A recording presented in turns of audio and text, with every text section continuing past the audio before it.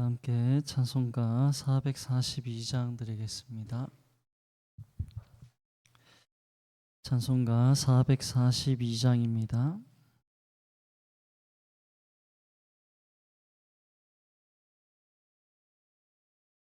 저장 및 꽃 위에 있을 찬송가 442장 함께 드리겠습니다. 저장 및 꽃 위에 있을 아직 맺혀 있는 그때에 귀에 은은히 소리 들리니 주 음성 분명하다. 주님 나와 동행을 하면서 나를 친구 삼으셨네.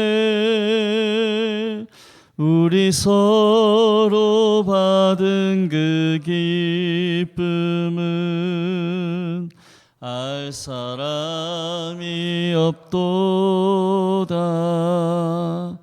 그 청아한 주의 음성 우는 새도 잠잠케 한다.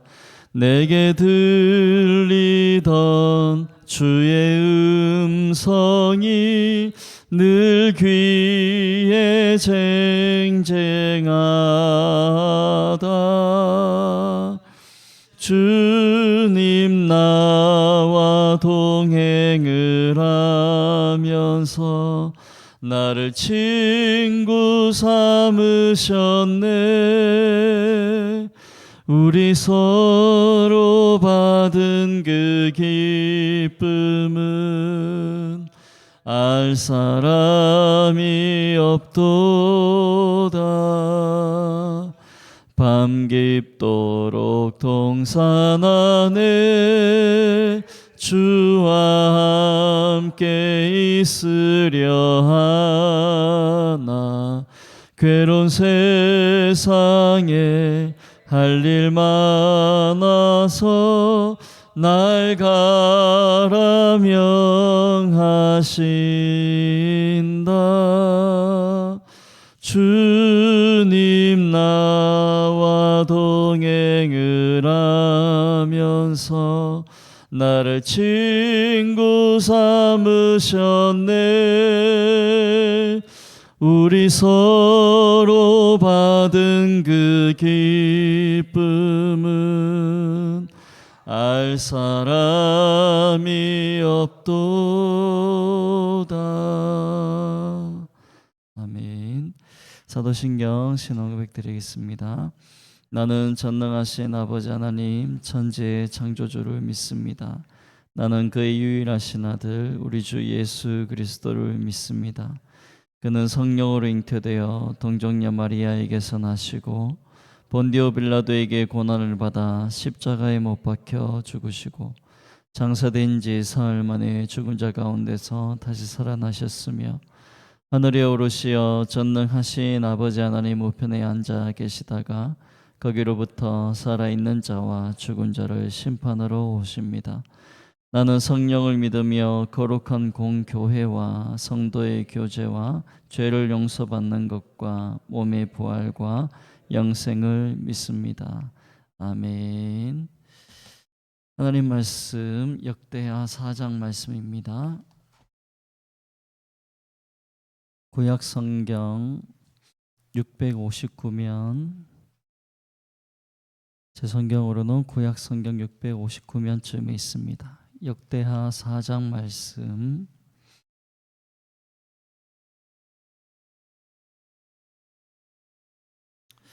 역대하 4장 1절에서 6절까지만 교독하겠습니다. 역대하 4장 1절에서 6절까지 말씀 한 절씩 교독하겠습니다. 제가 먼저 1절 읽겠습니다. 솔로몬이 또 노스로 제단을 만들었으니 길이가 20규빗이요 너비가 20규빗이요 높이가 10규빗이며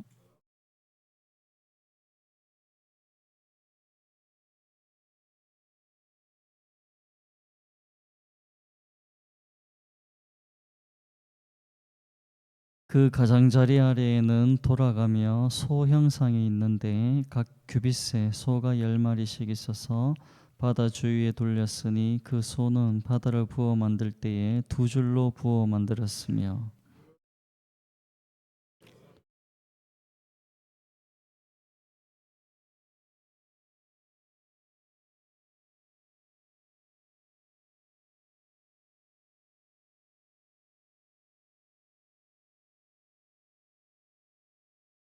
바다의 두께는 한 손 너비만 하고 그 둘레는 잔 둘레와 같이 백합화의 모양으로 만들었으니 그 바다에는 3,000밭을 담겠으며 같이 읽겠습니다. 또 물두멍 10개를 만들어 5개는 오른쪽에 두고 5개는 왼쪽에 두어 씻게 하되 번제에 속한 물건을 거기서 씻게 하였으니 그 바다는 제사장들이 씻기 위한 것이더라.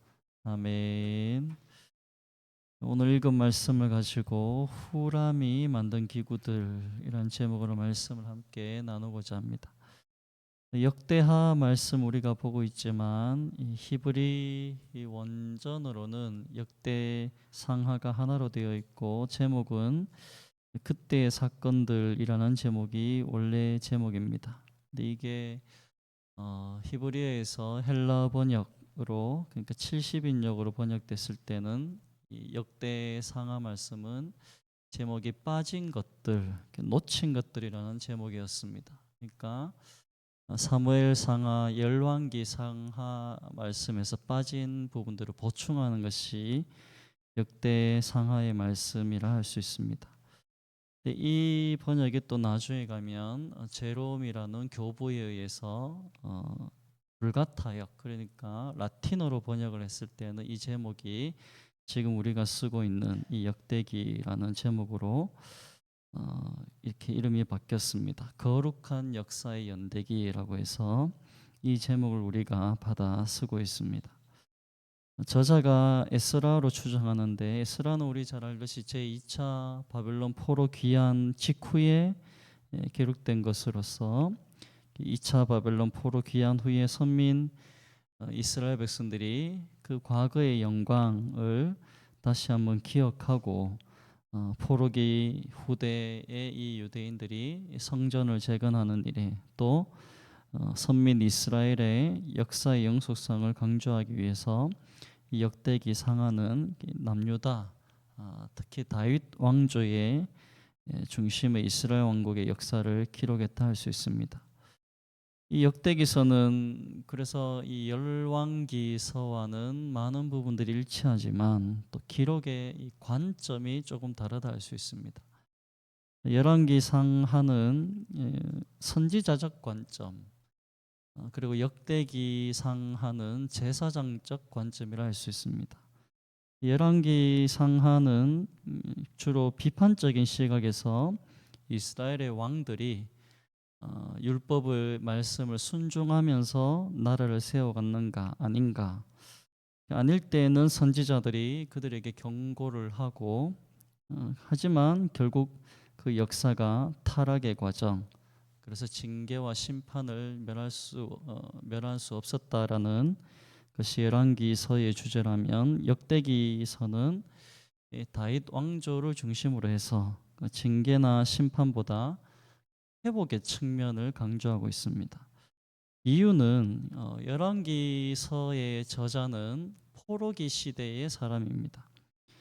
포로 시대에 살았다 하는 것은 얼마 전에 예루살렘이 멸망했고 이스라엘도 포로로 잡혀오는 상황이었다는 것이죠. 그래서 우리 이스라엘 백성들이 왜 이렇게 나라를 잃게 되었고 포로로 잡히게 되었는가 할 때 다른 게 아니라 이스라엘 우리가 하나님을 떠나고 배반했기 때문이다. 그래서 우리는 그런 하나님의 심판을 받고 있는 것이다. 그래서 이 범죄와 타락을 지적하고 회개를 촉구하기 위한 것이 열왕기 상하의 주제였다 할 수 있습니다. 그래서 선지자적 관점, 하나님의 심판과 징계 그리고 회개를 촉구하는 것이 열왕기 상하라면 역대기서의 저자는 포로 시대 이후의 사람입니다. 그래서 예루살렘 성전을 재건이 된 지 이제 70년 정도가 지났고, 하지만 여전히 어려움은 있었습니다.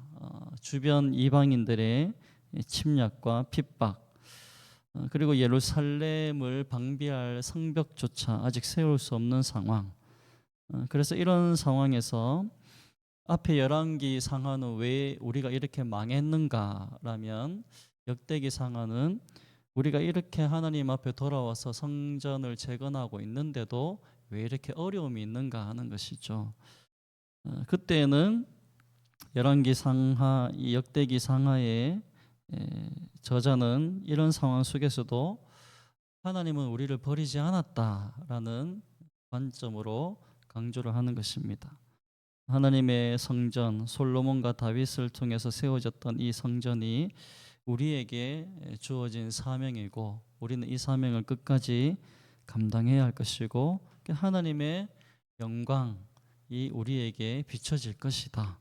그리고 의심하지 말고 계속 우리에게 주신 이 사명을 감당하자라는, 어찌 보면 제사장적인 관점에서 회복과 재건을 위한 말씀을 전하는 것이 역대기 상하라고 할 수 있습니다. 그래서 역대하 말씀 우리가 읽고 있지만 1장에서 9장까지는 이 솔로몬의 통치 시대, 어찌 보면 이스라엘의 가장 완벽했던 시대라 할 수 있겠죠. 다루고 있으면서 1장에서는 솔로몬의 일천번제와 또 왕국의 번영에 대해서 다루고, 2장부터 8장까지는 솔로몬의 통치의 핵심이라 할 수 있는 성전 재건, 예루살렘 성전 건축 기사를 다루고 있습니다. 대부분 지면의 성전 건축 관련의 내용에 할애한 것은 신전 왕국 재건에 힘을 모았고, 또 제사장적인 관점에서 성전을 재건했을 때 제사를 회복하고, 그래서 하나님의 영광이 이 이스라엘에 돌아오기를 원하는 그런 관점에서 이 말씀을 기록했다 할 수 있습니다. 그 중에 오늘 읽었던 4장 1절에서 5장 1절까지 말씀은 두로의 장인이었던 후람, 열왕기서에서는 히람이라고 나오는데, 이 사람을 통해서 성전에 비치할 각종 기구를 제작한 것에 대한 말씀들이 기록되어 있습니다. 그래서 열왕기상 7장 23절에서 51절까지가 병행 구절이라 할 수 있습니다. 앞서 3장에서는 본격적인 성전 건축에 착수해서 성전의 본체를 지었고, 그리고 현관의 두 기둥 보아스와 야긴을 건축한 것에 대한 말씀이 나옵니다. 그리고 오늘 읽었던 4장에서는 두로에서 성전 건축을 위해 파송한 장인 이 후람을 통해서 성전에 비치할 각종 기구들을 제작하고 배치한 내용이 나옵니다. 오늘 1절에서 6절까지는 성전 마당에 있는 여러 가지 기구들, 녹기구인데요, 번제단, 또 녹바다, 물두멍, 이런 것들의 식양에 대해서 배치에 대해서 나오고, 7절, 8절에서는 성소 안에 성소의 금기구였던 등대, 또 진설병상, 대접, 이런 것들의 제작과 배치에 대한 기사가 나옵니다. 그리고 9절에서 10절은 성전 뜰을 조성했던 게 나오고, 높바다의 배치에 대한 기사가 나옵니다. 그리고 11절에서 18절까지는 앞서 1절에서 8절까지 기구들을 포함해서 솔로몬이 두로의 장인 후람을 통해서 만든 각종 녹기구, 금기구의 제작의 사역을 요약 정리하고 나와 있고, 그리고 19절에서 22절까지는 성소 안에 각종 이 금기구 제작 사역을 요약한 정리한 기사가 나옵니다. 그리고 마지막 5장 1절에 가면 성전 기구의 제작을 완료했다라는 말씀과, 그리고 다윗이 봉헌한 은금 모든 기구를 성전 곳간에 가져다 드림으로 보관한 사실을 다루고 있습니다. 그런데 이 본문에서 한 가지 특징적인 사실을 발견할 수 있는데, 그건 뭐냐면 이 성전 기구들을 직접 제작한 후람보다 그 제작을 후람에게 지시한 솔로몬이 더 강조되고 있다는 사실입니다. 1절에 보시면 솔로몬이 또 노스로 제단을 만들었다라고 나오고, 또 11절에도 보시면 후람이 또 솥과 부석과 대접을 만들었다. 이와 같이 후람이 솔로몬 왕을 위하여 하나님의 성전에서 할 일을 마쳤다라고 해서 후람보다는 솔로몬을 더 강조하고 있고, 19절에도 보시면 솔로몬이 또 하나님의 전에 모든 기구를 만들었다라고 해서 솔로몬을 주체로 언급하고 있습니다. 이게 열왕기서의 아까 병행 구절의 말씀과 다른 말씀입니다. 열왕기상 7장의 말씀에서는 성전 기구를 직접 제작한 이름이 히람으로 나오는데, 이 히람을 강조하고 있지만 오늘 이 역대기서에서는 그 제작을 명하고 식양을 알려준 솔로몬을 강조하고 있는 것입니다. 이는 당시 역대기서의 독자였던 포로 귀한 시대 이스라엘 백성들에게 선민의 정체성, 하나님의 백성들에게 이 정체성을 확립하기 위해서 애써서 어찌 보면 이 두로 사람을 감추고 솔로몬의 영광을 드러내어서 이스라엘 백성들로 하여금 우리는 그런 하나님의 역사를 이어받고 있는 것이다를 강조하기 위한 관점이라 할 수 있습니다. 성전 기구 중에 오늘 처음으로 나오는 것이 1절에 보시면 노스로 만든 제단이 나오고 있고, 2절에서 5절까지에는 노스를 부어 만든 바다가 나오고 있습니다. 이 노스로 만든 제단은 대략 가로 10m, 높이 5m, 부피가 한 500에서 550세제곱미터 정도 되는, 물을 담는다면 한 40만에서 50만 리터를 담을 수 있는 엄청 큰 제단입니다. 그리고 나서 이 노스로 부어 만든 바다가 나오는데, 둥근 어떤 큰 대야라고 생각하시면 되겠습니다. 지름이 5m고 높이가 2.5m고 둘레가 약 15m 정도 되는, 그러니까 물로 치면 한 5만 리터의 물을 담을 수 있는 원통 모양의 노대야라고 생각하시면 됩니다. 그러니까 이게 결코 작은 크기가 아닙니다. 그렇게 이 놋 바다를 속죄 제사를 드리기에 앞서서 제사장들이 또 레위인들이 자기를 성결케 하는 그 물을 담아두는 데 사용한 것이 이 놋 바다입니다. 씻었던 것이죠. 그래서 표면적으로는 하나님 앞에 서기 전에 누구나 자신의 죄를 씻어야 한다라는 의미로 이 놋 바다를 두었고, 하지만 우리가 잘 알듯이 타락한 인간 스스로는 자신의 죄를 씻을 수가 없습니다. 그래서 궁극적으로 이 놋 바다가 의미하는 바는 우리의 죄를 씻어 주실 분은 예수 그리스도라는 상징으로 둔 기구를 알 수 있습니다.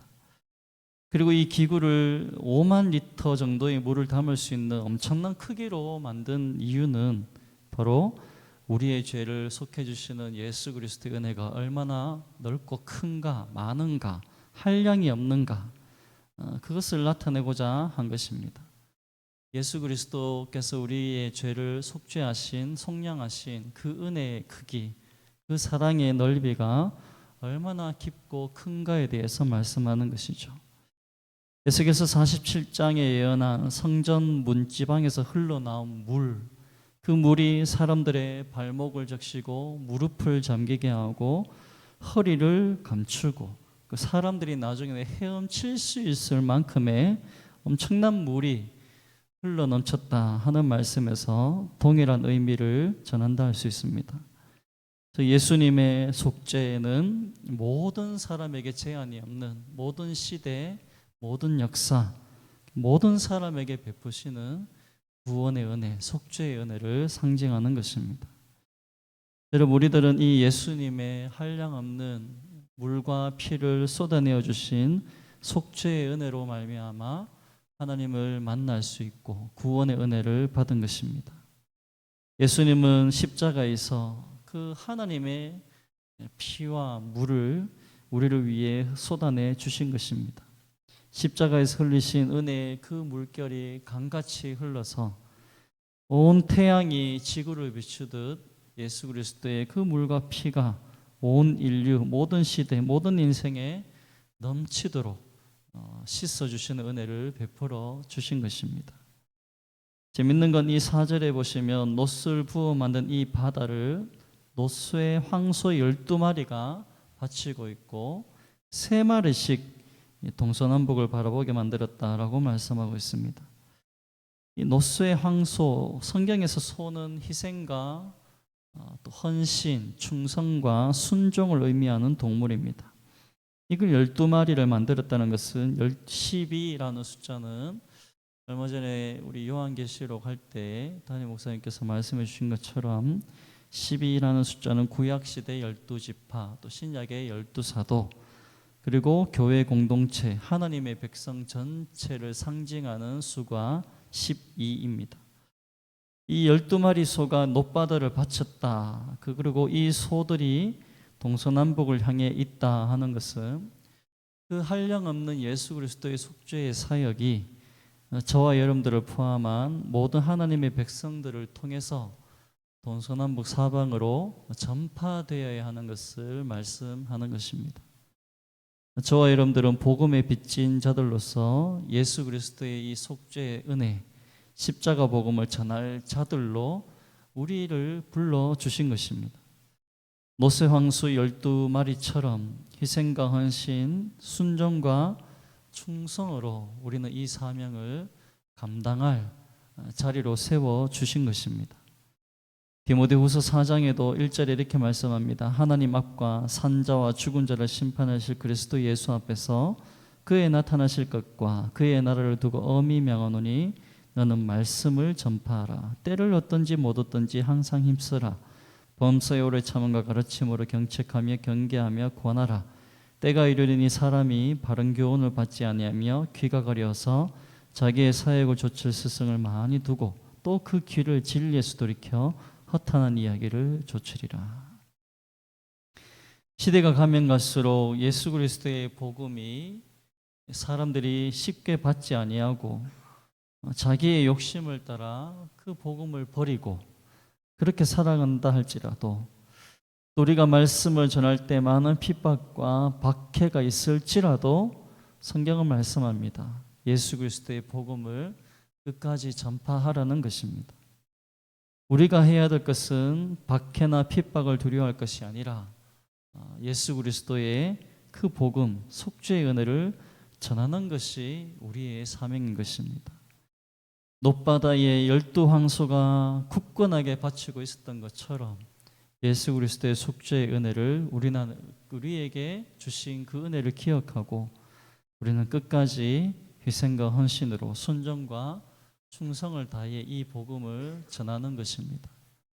감사한 것은 이 디모데후서 뒤의 말씀에 약속의 말씀을 주십니다.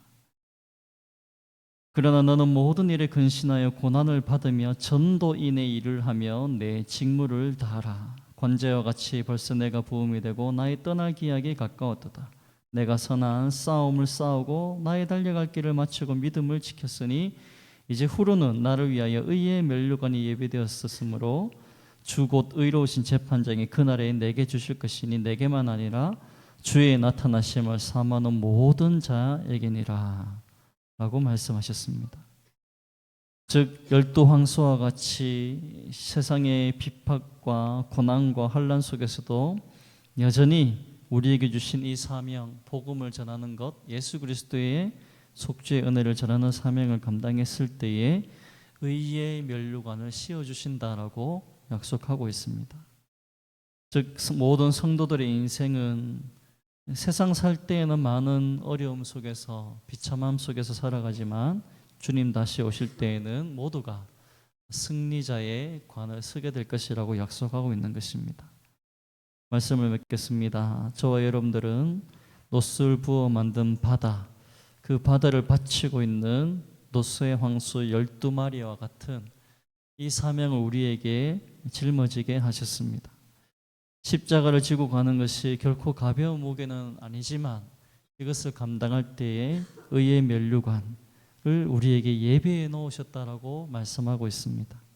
저와 여러분들은 이 예수 그리스도의 복음을 전하는 사명, 이 속죄의 은혜를 전하는 선한 싸움을 끝까지 달려나가서 주 오실 날에 이 승리자의 반열에 서는 말씀 되시길 예수님의 이름으로 축복합니다.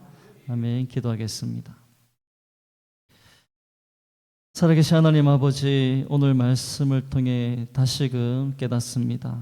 성전에 큰 놋을 부어 만든 바다처럼 우리의 죄를 용서하신 예수 그리스도의 물과 피를 어찌 다 감당할 수 있겠습니까? 그저 12마리 황소가 든든히 놋바다를 바치고 있었던 것처럼 저희도 믿음의 자리에서 흔들림 없이 주님의 복음을 떠받치는 사람, 복음의 증거자로 부르신 사명을 끝까지 감당케 하여 주옵소서. 이것에서 도망치거나 핑계대지 않기를 원합니다. 때를 얻든지 못 얻든지 말씀을 전하고 진리를 붙잡고 살아가도록 힘 주시옵소서. 세상은 귀가 가려워져서 자기 욕심과 쾌락을 쫓고 헛하는 이야기에 마음을 빼앗기지만 우리는 이 진리 말씀 위에 굳게 서서 복음을 전하게 하시되 믿음을 지키고 선한 싸움 싸웠다고 고백한 이 바울의 고백처럼 오늘 하루 인생의 마지막까지 믿음의 싸움을 감당케 하시고 주 앞에 설 때 예비하신 의의 면류관 다 받아 사는 자 되게 하여 주옵소서. 오늘 하루도 우리의 모든 걸음을 주께서 동행하시며 인도해 주실 줄 믿고 감사드리며 예수님의 이름으로 기도드립니다. 아멘. 하늘에 계신 우리 아버지, 아버지의 이름을 거룩하게 하시며 아버지의 나라가 오게 하시며 아버지의 뜻이 하늘에서와 같이 땅에서도 이루어지게 하소서. 오늘 우리에게 일용할 양식을 주시고 우리가 우리에게 잘못한 사람을 용서해 준 것 같이 우리 죄를 용서하여 주시고 우리를 시험에 빠지지 않게 하시고 악에서 구하소서. 나라와 권능과 영광이 영원히 아버지의 것입니다. 아멘. 감사합니다. 오늘 목요일입니다. 나라와 한국교회 대구성시의회에서 또 목요 전도팀을 얘기해 주십시오. 대통령 위정자들 모든 영역에 주님의 통치가 있도록 정치, 경제, 사회, 문화, 국방, 외교, 교육에 이르기까지 안정되게 하시고 성장하는 나라 될 수 있도록 김정은 북한 독재 정권 무너지게 하시고 북한 교회의 성도들의 신앙의 자유를 위해서 그래서 한국 교회에 제2의 부흥이 일어나게 하시고 오늘 목요 전도팀 9시 반에 모여서 함께 기도하고 출발합니다. 하반기 전도 때에도 복음의 열매, 영혼 구원의 역사가 일어날 수 있도록 역사해 달라고 또 오늘 말씀을 기억하고 우리 하반기 모든 사역을 위해서 기도해 주시면 고맙겠습니다. 주여 한번 부르짖고 기도하겠습니다. 주여